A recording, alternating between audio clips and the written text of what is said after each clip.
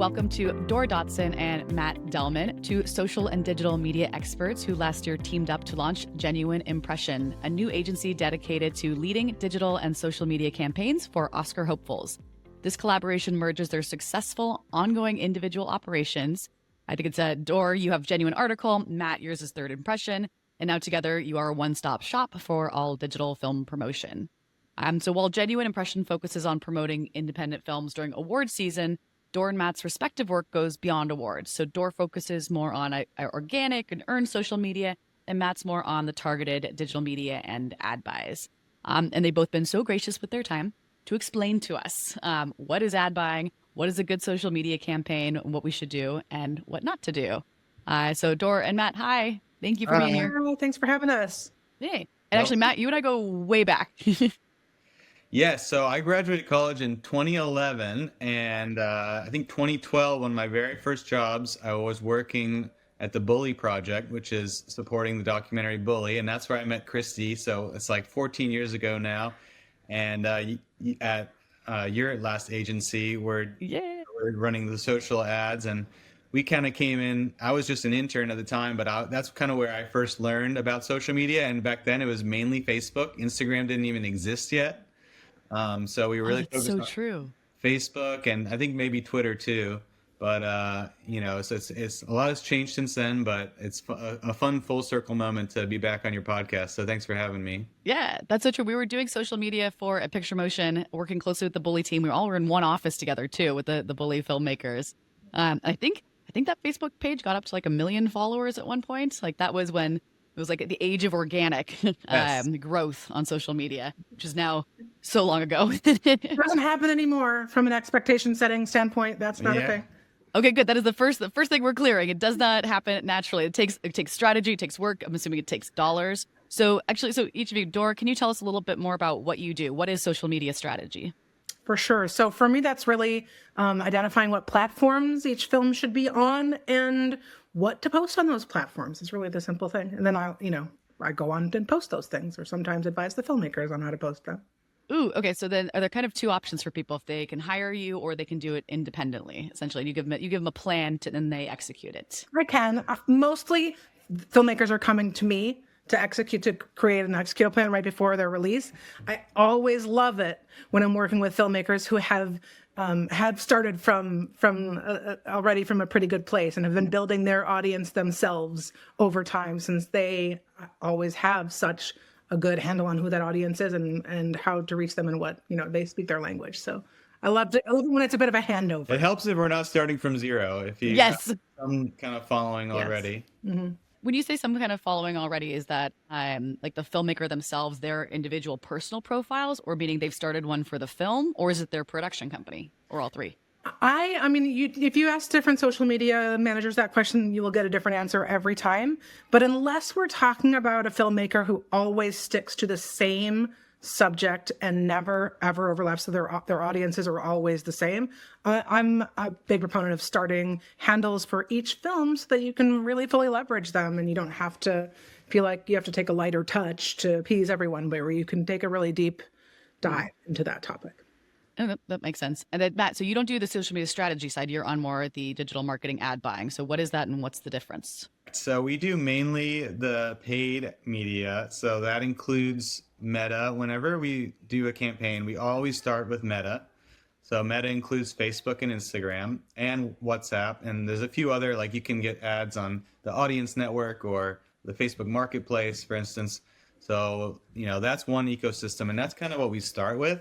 And then if you have more money, we can do a lot of other things. We could try ads on X, or we could try ads on Reddit or TikTok or banner ads or e-blast. So we kind of encompass all of that in our strategy, just depending on the budget. And then it sounds like for both the work you do, would you always start with Meta and Facebook, Matt? And then Dore, do you sometimes not start with Facebook depending on the film? When I'm advising people to start their own channels, I think you always do want to have a Facebook and an Instagram at a minimum. You may find out, a couple months in, Facebook is really not where my people are, or actually still Twitter is where I'm going to find and connect with a lot of my audience. Every so often you do find a film that you're like, you got to be on TikTok. So it really does depend on the film, but every film, even if they don't end up heavily using Facebook, needs to have a Facebook and an Instagram. And that's a technical requirement, by the way. It is. Right. Yeah. So in order to run ads, your Facebook and your Instagram accounts have to be linked. It's pretty easy to do. But then on your ads manager, you can seamlessly have the ads serve on both platforms, within one campaign. Or sometimes we'll break out Instagram separately, because this is important too. If you have campaigns set up on auto placements, or now it's called Advantage Plus placements, what's going to happen is Meta is going to automatically serve like 90% of the impressions to Facebook, and you only get a little sliver on Instagram. And the reason is because Instagram is a little more expensive than Facebook. So it's going to automatically put most of it towards Facebook. So what we have to do is pull out Instagram only campaigns, and to ensure that you're getting like a good amount of impressions on Instagram as well. Yeah. Oh, wow. And then for those, on average, like how many individual ads do you create? Do you do A/B testing? Do you see which ads are performing better in terms of like the creative and the graphics? We always want to use multiple creative, especially if it's running over a long period of time. You don't want there to be creative fatigue. So you want to refresh the creative, and, we try to sequence it out in a certain way. So like the trailer and the poster are usually the first things that go, at least from the paid perspective. And then, we switch to 30-second and 15-second spots when it's time to like buy a ticket or buy something on VOD. And then we also put graphics in there. And well, not only do we design for the feeds, but we also design for stories, which are more vertical. What is like between building social media profiles and like buying ads, what is like a timeline look like? At what point do you, of course, earlier the better, but at what point do you want to get those handles claimed and up? And at what points, kind of to your point, Matt, about doing it when people can buy tickets, when do you really start turning up the ads that you're buying? So I always recommend at least planting a flag and claiming those handles when you have your title, and certainly not later than when you know the date of your first festival. Even if you don't end up using a particular handle that much, you would really rather have the username than let somebody else claim it. And you shouldn't feel any stress to be everywhere and keep populating every channel, right? Doesn't mean just because you have handles everywhere doesn't mean you have to spend the time on everything, because you'll get overwhelmed real fast. But you should grab those handles early. You usually can make some minimal changes if your title does change, but the earlier that you have those channels, the more that you can be building them up, and those audiences do take time. There's almost no substitute for time in building an audience, unless you're talking about $500,000, maybe, we're always starting out from a difficult place when we don't have some audience built up that we can then leverage and build upon. But going back to the handle name, a quick side note, if you have a very general, or not general, but, common generic name, it might be hard to get those handles. So you might have to be creative, and it might be more than just adding film or movie at the end. So for instance, The Substance, that was taken. So they changed the Instagram handle to Try the Substance. Very smart of them. Which is like a very smart little phrase instead. So you might have to be creative in like what handle you choose. Mm-hmm. But you want to be there for your festivals, because that's when the first eyeballs are going to be on your film and people are going to be searching for it. And if they can't find it, they can't tag it and keep in touch with it.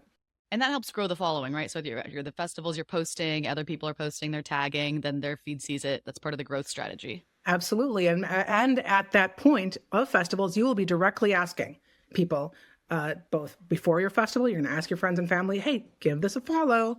Right? When people start looking at your feeds and they say, oh, wow, they're just starting out. They only have 100. They already have 300 followers. They already have 500 followers. They don't know that's your friends and your family and like your neighbors and their friends. They don't know that. Just like, oh, cool. Wow, there's already some groundswell here. It's so funny. We hear this advice over and over again, like that people forget, ask your friends and family, like get every single, like make sure grandma is on there. Like grandma loves Facebook, make sure she's following. And so, but then ask, like, grandma, mom, can you get 5 people, 5 of your friends to follow? And that's such a good base to start off of. Yeah. And also ask everybody in your Q&A. Mm-hmm. Oh yeah. That's a good one too. Yeah.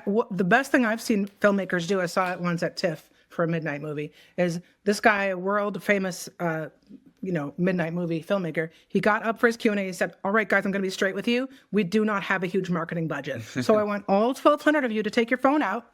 He holds up his phone. He said, You got your phone? Okay, now you're going to follow our handles. Here they are. And everybody gets their phone out because they're looking at his, right? And they follow. And now I tell all my filmmakers to do that. And that's honestly how I know a screening has ended. That's that's amazing. You see an influx. You can also say, follow us and be sure that you tag us in your post. Not even please post about us, but be sure you tag us in the post we know you're going to make so that we can share your words. And that absolutely does prompt them. Oh, I love that. Not please, post about us, but just make sure to tag us when you do post about us. Yeah. Smart. Yeah. And then, so so part of getting, it's, as you said earlier, it's really hard to get organic follower growth. It's something that you have to actively work at. It sounds like there's, tactics from asking people to movie theater, tagging people, friends and family. What are some other tactics for growth? And at what point do you start spending money to grow? Sure. Not anymore. Yeah.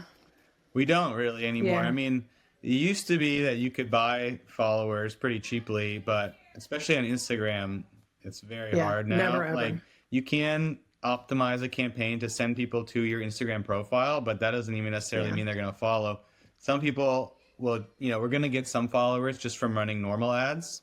But yeah, we don't ever really pay for followers anymore. We used to, maybe like 2016, but not in a while. And I would say used to. What it really means, what he means is don't spend on your movie until there's a clear call to action that you can gauge against it. Don't spend to build an audience. Really wait to spend until you've got, a house to fill. Or you're launching or whatever. Trailer is really the first place where you're going to want to spend. But that does leave, ideally, years to build an organic following. And the way that you do that is to give people content that they care about. So what you want to do is think about who's your audience, right? Who are the people that you are potentially talking to, and what are they going to want to see? So maybe I'll give for an example. I worked on a film called The Cat Rescuers. And, I started working on that film when it was in post-production, and obviously you want to think, oh, everybody who likes documentaries is going to love this. Everybody who has a cat is going to love that's 25% of the population. Perfect. Amazing. But our low-hanging fruit, our perfect audience was cat rescuers. Right. Oh. So we got on there, started posting pictures of cats, started posting, call outs. We would say, we're new to Instagram. We're making a movie about cat rescuers. Tell us, who's your favorite cat rescue? Tag them. So we make sure that we know who to follow, because we gotta figure out who we're going to follow. Like, we knew who to follow, but what we wanted to do was be like, have cat rescues start being tagged. Right. Another thing that we did for that project is we started saying, the cat rescue community is unsung, right? People don't know, and this is true, right? This is not a lie, but people don't know how important cat rescuers really are. So we're going to change that. And what we're going to do is we want you to nominate a cat rescuer in your community, and we're going to feature them on our blog. And that sounds like a lot of work, right? It sounds like really like, oh my God, how are you going to do that? We made a Google form that people could write themselves their own profile. They could upload their own image, and all of a sudden they were on the website for the cat rescuers. And I want to say we had, 5,000 followers before our theatrical. Wow. It opened at IFC Center long before I worked there. Yeah, and when was this? I don't remember this one. This was 2018, I want to say. Opened at IFC Center, played at least 5 weeks, and that's kind of the type of things that I would go to like a local rescue and just sort of film the cats there. Oh, amazing. Yeah, and so you're really not doing it. That's not promotional, right? You're not saying, I've got a movie, you can't see it for a year, but won't you like it? You're really just talking about the stuff from your movie, and you're a lot of curating. It's a lot of uplifting. What do people like to share? They like to share stuff that's interesting. They also like to share stuff that uplifts the work that they are doing directly. No, it makes total sense. Someone had said to me once, why do you go on social media? We're going to be entertained. Like, it used to be about connection. Now we're mostly going for entertainment or to feel good or bad, depending on the social media. So if you're running a social media account, you're also there to entertain. Like, you're also there to engage people. It's not just promotion. No one's going on for the ads. Yeah. So that is so cool that you did that for the cat rescuers. I love that. I mean, it was also a fun one, That's a fun one. It's not hard to post about cats, but that's the kind of thing you want to try for is, collaborating and tagging, finding reasons, like building existing in-person relationships with people who are going to care about your film, right? Whether it's, oh, because we filmed there, or because they care about this topic, or because I went to the same school they did. People are going to care about your film, and uplifting those things that you have in common, and like building those, like a lot of the relationships that we developed for the cat rescuers were made in person, because I went to, like, ask me how cool the cat bloggers conference in Myrtle Beach, Florida was. Yeah. How cool was it? Not that cool. It was crazy. It was really fun. But we met people there that then became evangelists, and they did all sorts of stuff in person, online for us. But they first made that because they made that connection. No, that makes sense. I mean, it sounds like on the strategy side, you get creative, right? It's a strategy. Who's the audience? How do you get there? What are the types of content? Yeah. And what I like to tell filmmakers is the only way that you can fail at this point is by being too scared to try something. Right. And you don't want to set yourself this quota of like, oh, I'm going to reach X amount of people, or I'm going to get X, Y amount of followers. Nobody really knows what they're doing. And once you figure out what to do, it all changes. So you just have to get into experimentation mode at this stage, right? When you're building your audience, you just try a bunch of different stuff, right? Yeah. Go live, see how that works. Like just any old thing, try it out. And if it fails, you didn't fail. You have a data point. Yes. Yep, you're experimenting. You're experimenting to find and see what resonates with your audience. And steal too. Like steal what? Go to films that are kind of comps for yours, right? And I don't mean like go to a film that has a huge star in it and see some like big Amazon or Netflix movie and see what they pulled off with their budget, but like really go to films that you kind of respect, that are in your same budget class and have your same sort of like value or marketing proposition, and see what are they doing and what did they do with that particular stage of their campaign. I'm constantly sending my team assets on Instagram that I see that I really like, that I think are really good, and I'm messaging it to them and saying, hey, we should do something like this for Universal Language or whatever movie we're working on. Yeah. And it's because it resonated with you. You wanted to click on it or something, and so you're like, great, let's just. Well, I guess because we're constantly evolving, the different, not just the types of mediums, but what we're reacting to. So you guys mentioned a lot about Facebook and Instagram. When do you use TikTok? Do you use TikTok? Because it's such like it's a storytelling video media. That's a lot of work to do TikTok. When do you tell a filmmaker that they should be on TikTok? I think if their film has a younger demo, not to say that there aren't millennials on TikTok, there are plenty. We lurk. More workers, but we tend to go for younger demos, or we have a movie coming up that's a lot of it is based around music, and I think there's a good crossover there. We did a big, not Dore and I, but my team did a big campaign around the election with TikTok creators, getting them out to vote, creating videos. We had TikTok creators make get out the vote videos and post them in order to increase Gen Z turning out. Oh, that's awesome. And I think you hit the nail on the head, Christie, when you said it's a lot of work. So I like to advise, I find filmmakers are very stressed about TikTok, and they should be. And they think like, oh, I know TikTok is where everyone is right now, but I'm not, and I don't want to be there. And I usually let filmmakers, like I said, forgive yourself for not being on TikTok. It really isn't. It's not the place that's going to sell tickets to your festival premiere or necessarily get you VOD views and downloads. But if you have someone on your team who is a user of TikTok and is raring to go and let me at this, then you should let them at it. You should do it because it is good for just overall awareness and branding. I think it's powerful for when you get to the part of your campaign where you're spending money. I think it's a good place to spend money for the right project. But you have to be prepared. TikTok is it's not 3 times a month. It is you will not reap the benefits of TikTok unless you post 4 or 5 times a week, which is rough. Well, and you may reap the benefits later. So here's a fun anecdote. We worked on a movie called Dinner in America, which premiered at the 2020 Sundance Film Festival. It did not get any distribution offers. It came out in 2022. We did a pretty big campaign around it in 2022, including a TikTok campaign, and it did well, went to #1 independent on Apple, and got a Hulu deal from that. And then once it got on Hulu, that's when it really took off on TikTok, because all the younger generation are going to watch it for free on Hulu, right? They're going to stream it instead of buying it transactionally. And then it kind of took on its own life of its own. Like we weren't even doing anything at that point. Like we were done on the movie, but it just went viral on its own. And that was because, people love the song in it, the Watermelon song, and people were Ah. doing covers of it. And so now it's had the second life and it's playing in theaters again. We played it at IFC Center, had multiple sold out shows, just Oh, had wow. sold out shows at the Music Box in Yeah. Chicago. So they're putting it back in theaters. New York Times did a big article about it. And that all came from TikTok. So I wouldn't discount it at all. I think it's going to be important. I don't think it's going to get banned. I think someone's going to save it. They're saying Mr. Beast could come in and buy it. Oh, wow. I hadn't heard that one yet. All right. I love this. Let's start the rumors. For TikTok too, for any of these, and a lot of what we're talking about is coming from like generating from the filmmakers, like whether paying for ads or building just strategically, I should say, not organically, strategically. When you work with do you recommend working with influencers or paying other people to promote your content? And like because for other bigger brands, influencer marketing is Right. growing. How are you seeing that work with film?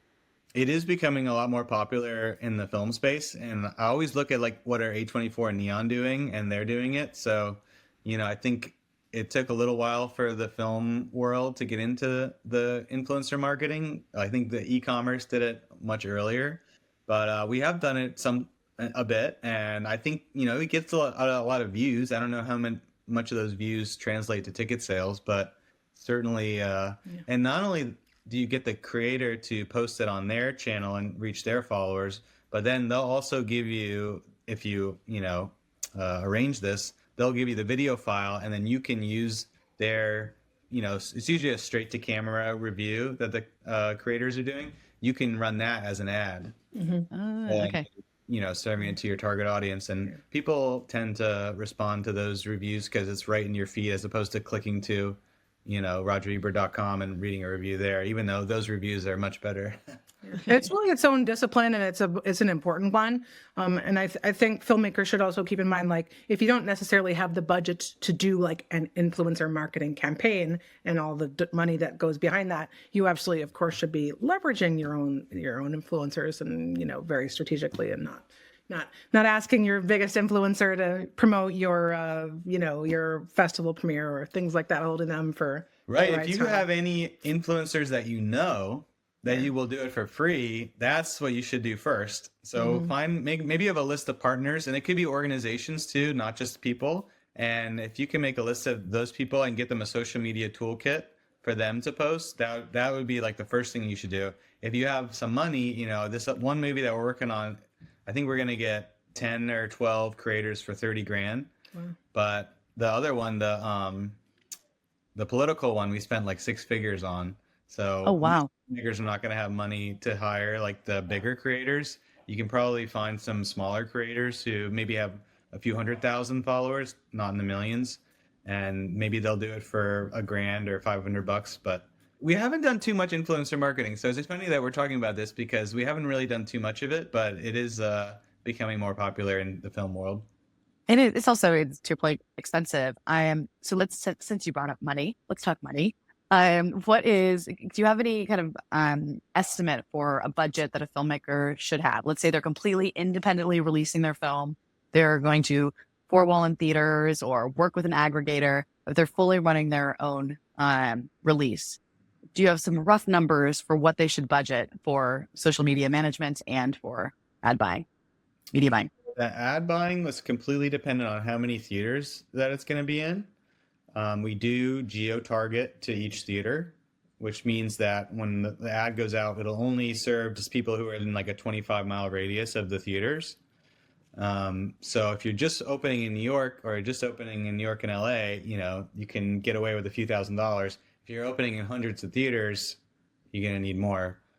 We've spent anywhere from $5,000 to $250,000, probably the highest. We've never done like $1 million campaigns for studios. So, I think in a wide release, like a 2,000 theater wide release, we spent $250,000 just on social ads. Wow. But on like 1 or 2 screens, you can get away. And if it's not in New York or LA, if it's in a smaller town, maybe you only need to spend $300. Usually on the smaller town screenings, and if it's playing for a full week, we'll do like $300 on a smaller city.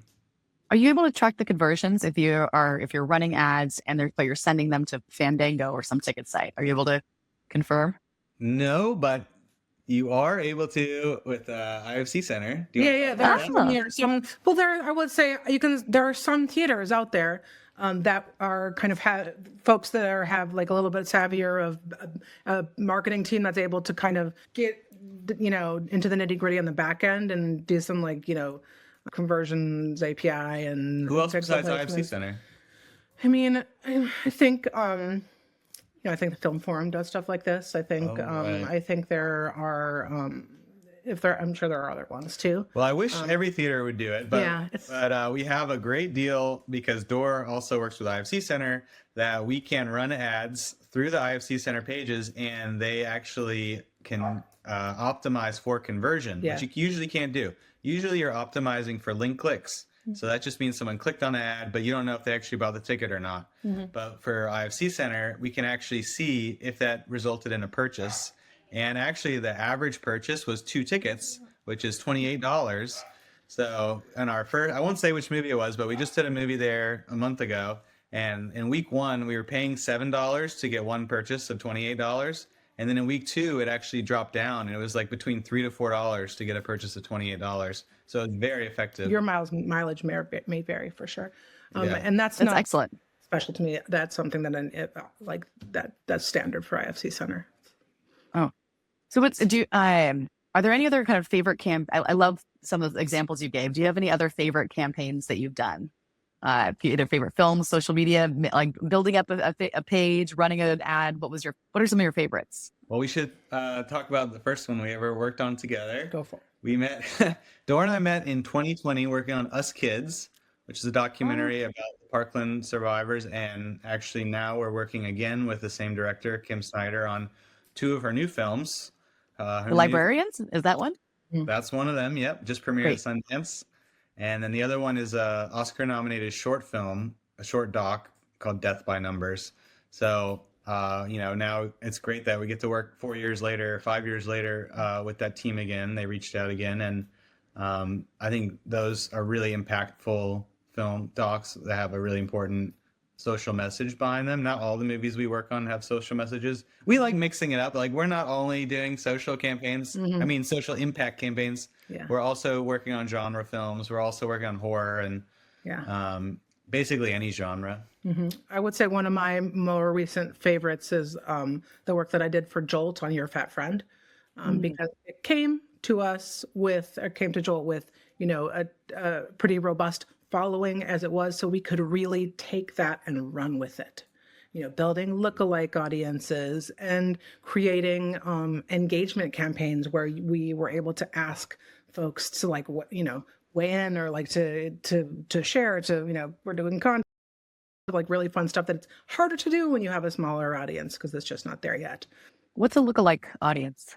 Lookalike audience is when it's used in a digital ad buy, right? And so it's basically when you tell Meta, oh, here are the people that are my perfect audience. These are the people I already know are buying what I'm selling, right? They're the people who already follow me, or the people who watched half of my video or watched all of my video, or who clicked on my website that I pixeled, or who joined my email list. All right, so Meta, these are my peeps. Find me more of these, knowing everything you know about them psychographically or demographically, or whatever secret sauce you're using. Find me more of them. And so Facebook won't tell me who they are, and they won't tell me things like what are the psychographics and demographics that unite them. They will just magically find them for me. And it's a little creepy and it's a little Big Brother, but you know what? Creepy and Big Brother are used for way worse things than independent film. It's all anonymized. Yeah, it is all anonymized, but I say make it work for. Yeah, right. Let's use it. Let's use it for good. Yes, exactly. I think in the direction that many of these tech companies are going, we often look at where do we want our dollars to go? Where do we want them to support? But it's, we'd be hurting ourselves to not be spending that money and using these platforms, because that is just where audiences are. And it's hard enough to reach very, very fragmented audiences. So we often get questions about, should I be using Facebook or should I be using Instagram? Because I morally disagree. And there's a trade-off. And so Not to mention X. But what I think is the answer to that question all the time, at a minimum, is like, we all have to draw that line somewhere. So, and also that stuff changes all the time, right? We would have pointed someone away from Facebook and onto Twitter a couple of years ago. And now everybody's running from that. And so the best thing that you can do to sort of future-proof your marketing is like, get an email list. Okay. Okay. That's actually one of my last questions, which is like, what are the top things besides some of the social media platforms? Should people be using a Substack, building an email list? I am starting a podcast, being on podcasts. What are the other kind of forms in that digital sphere filmmakers should be looking at to see if it's right for them? My thing is, you should go where you know how to use it and where you're going to be excited about updating it, because then you will be passionate and consistent in it. And I'm not like, filmmakers have to do so much on their own anyways, that I think, I used to have a personal trainer that would say, Dore, it's so great that you're coming to the gym every day after work, but it would be a lot better if you came in the morning, because then you could, burn your calories all day long. And I would tell her, I'm not going to do it then. Like, yeah, that won't happen. Perfect is the enemy of the good here and there. And you just have to like kind of embrace that about it. So I don't know that Well, there just really aren't that many other options out there that are inexpensive. Variety and all the Penske media sites are extremely expensive. Rotten Tomatoes, Fandango, IMDb all have like $25,000 minimums. So if you want it, the great thing about social media ads is you can spend $10 or $100. Like there's no minimum. There are some indie film sites that are cheaper that I think are really powerful for the right film, for art house and indie films. What else? We've been doing a lot of e-blasts lately. Those, especially for Oscar movies or any kind of awards movie, the e-blasts are really popular. And that's like sending an email that goes out to whoever the organization's email list is. And so we actually put together a list of like 50 of them, and we chose like 7 or 8 to do for Death by Numbers. And I think it turned out really well. Yeah. Oh, cool. And you guys are buying that space essentially? It's like a sponsored email? The sponsorship, Cool. yeah. So, and then we are basically having a blank canvas to put whatever we want in the email. And you put the subject line and a graphic and a button with a click through. And those can be effective too. All right. Well, any other kind of, advice, wisdom, or absolutely do not do this nuggets? Don't release any footage of your film before your publicist says you may. Release love a video. Like, try all kinds of different fun videos of behind the scenes, you talking about your day on set, going through all your favorite things about this topic. But don't feel like, oh, I've got to post a video, so let me grab this scene from my film. Right? Because you don't want to give too much away from your film. There are Academy rules around what if you want to ever enter your film into the awards conversation. There are rules around how much you can put out there before your theatrical premiere, and you just don't want to, like, your images and videos from your film are precious and should have a real strategy behind releasing them. So that's always something that I wish people would keep in mind. I would also say to reach out to us earlier, because sometimes I had someone reach out to me today about a movie that's opening on Friday, and I was like, we can buy some ads, but there's not much strategy that can go into that with such a short timeline. So if you don't have much money, at least if you have more time, we can think of more creative, inexpensive ways to market the film. And that leads me to my last question, which is, Matt Delman, Dore Dotson, how do we find you online? How do people reach out to you? I'm elusive. Find him. He'll find. Well, it's funny you say that, because we've never really promoted ourselves. It's all like white label. We're always promoting the work, the movie. So, it's funny to think about. This is our first podcast, and we do have a website.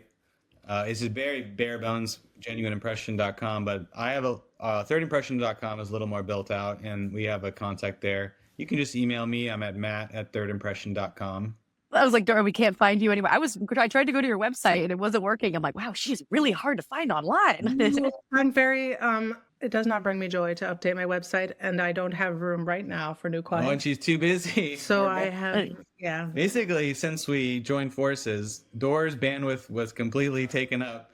Now, luckily, we have a team of 5, so we try to take stuff off her plate. But on the organic side, you really need someone who can put a lot of focus in to the organic. So it's very hard to scale the organic, whereas the paid, we can do paid ads a little faster and a little like just more efficiently. So yeah, that's been a learning process, but now that the Oscars are over, we definitely are going to have more time. Yeah. So please reach out if your film, and we'd love to talk to you. And also thank you for doing this. For those who don't have the budget or are too late, this is a way to hopefully help people out and to put together their own strategy if they don't get the opportunity to work with you both. So thank you for very, very generously sharing some of the behind the scenes of strategies and how-tos and don't-dos, like don't share your film online too early. So thank you. And that's our episode. Thank you to our special guest, our producer and editor, Ron Passaro, and you, the filmmakers, creators, marketers, and distributors that are dedicated to connecting audiences with great films.